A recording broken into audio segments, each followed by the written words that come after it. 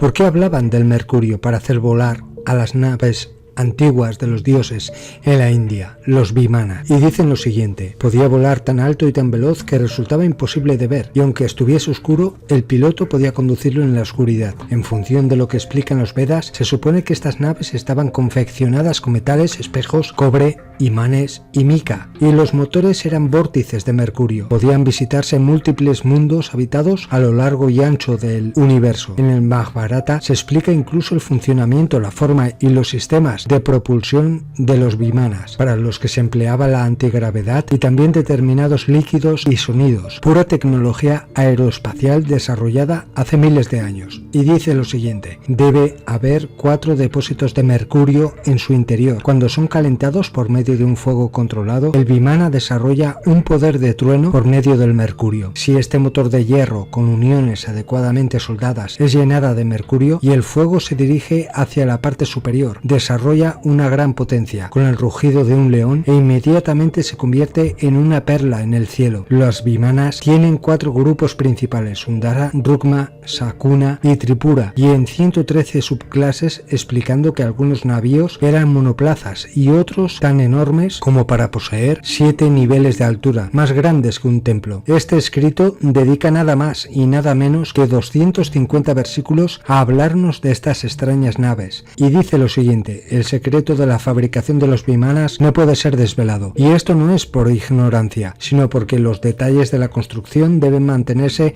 en el mayor secreto para impedir que alguien pueda fabricar un Vimana con fines perversos. El cuerpo del Vimana debe ser fuerte y duradero, pero de material liviano como un pájaro volador. Por medio de la potencia graduada del mercurio se pone en movimiento el torbellino impulsador del carro aéreo. Un solo hombre puede viajar de manera maravillosa y ascender muy alto en los cielos. Puede construirse un Vimana tan grande como el templo de la divinidad. Para ello hay que utilizar 4 depósitos de mercurio en la parte inferior. Una vez calentados estos, puede desarrollarse por medio del fuego controlado una potencia equivalente a un rayo. Muy pronto el Vimana asciende convirtiéndose en una perla en el cielo. Por medio de los Vimanas, los humanos pueden ascender a los cielos y los seres del cielo pueden descender a la tierra. Pero además, según el historiador Sima Qian del siglo II, cuya descripción del mausoleo de los guerreros de terracota en China dijo que existen ríos de mercurio que rodean la cámara funeraria del emperador Guan Li del año 1563 al 1620 de la dinastía Ming. ¿Qué hacen estos ríos de mercurio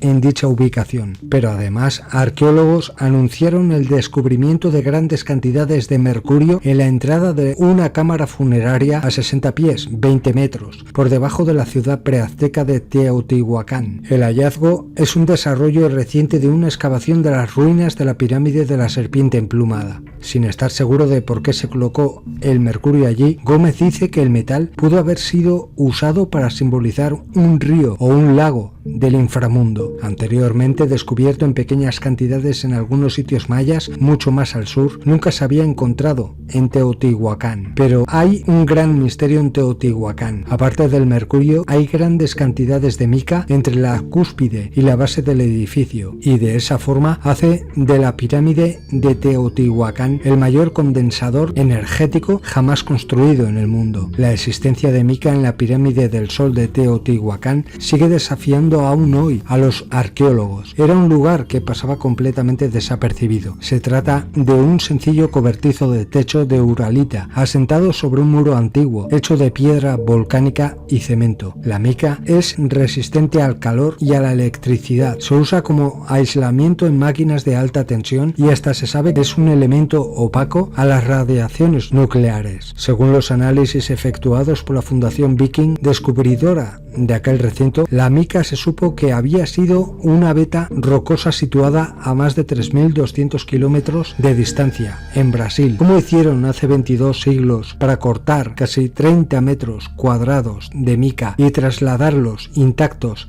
sin carreteras ni transportes avanzados, hasta aquel lugar? Los que levantaron esto eran unos genios. Teotihuacán significa el lugar en el que los hombres se convierten en dioses. ¿Pero qué hace esta gran cantidad de mercurio y de mica en estos estos lugares antiguos. Ya lo dijeron los antepasados, los dioses utilizaban el mercurio como combustible para sus naves y la mica es un aislante de energía atómica. Pero es que también se ha encontrado mercurio en tumbas egipcias. ¿Qué hace ese mercurio en la mayoría de estructuras de la antigüedad? Pues bien, después de haber investigado en las escrituras antiguas y sobre todo en las de la India, el mercurio era utilizado por los llamados dioses para activar sus máquinas, las vimanas, las naves, etc. Y las pirámides formaban parte de esa tecnología que utilizaban. La mica es un aislante de la energía atómica que seguramente utilizaban para evitar que la energía que irradiaban las naves dañaran a quienes estaban allí presentes. Los antiguos dijeron que el mercurio era el elemento que separaba este mundo con el inframundo. ¿Pero qué era el inframundo para ellos? En la mitología babilónica, Ircalia es el inframundo del que no se vuelve. También es llamado Arali o Kigal o Gisal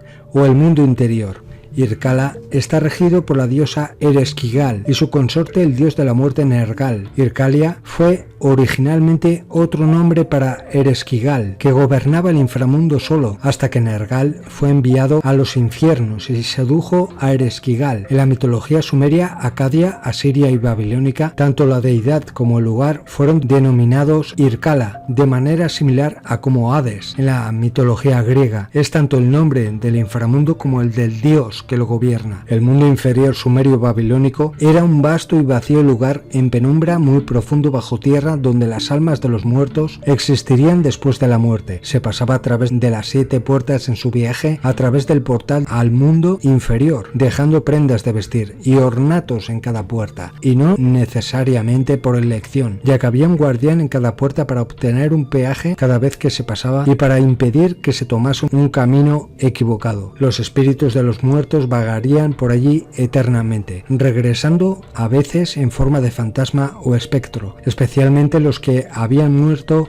antes de tiempo, por accidente, suicidio o asesinato. A veces se creía que los cuerpos de los muertos se descomponen en este más allá, como lo harían en el mundo superior. Como destino subterráneo para todos los que mueren, Irkala es similar al Seol de la Biblia hebrea o al Erebo, anterior al Hades de la mitología clásica griega y que luego formará parte de este como morada de los muertos comunes, siendo reservado al Tártaro para los malvados y los campos elíseos para los héroes. Es muy diferente a las visiones más esperanzadas del más allá de sus contemporáneos egipcios y que más tarde aparecieron en la filosofía platónica, el judaísmo y el cristianismo. A pesar de que pueda ser visto como una especie de infierno, desde una perspectiva cristiana hay que tener en cuenta que Irkala no tiene castigo o recompensa que creían tener lugar en la vida terrena, con suerte, prosperidad y larga vida para los buenos y desgracias, infortunio y enfermedad para los malos, siendo más bien visto como una versión más triste de la vida anterior. Ereshkigal jugando un papel como alcaide y guardiana de los muertos en lugar de ser una siniestra gobernante como Satanás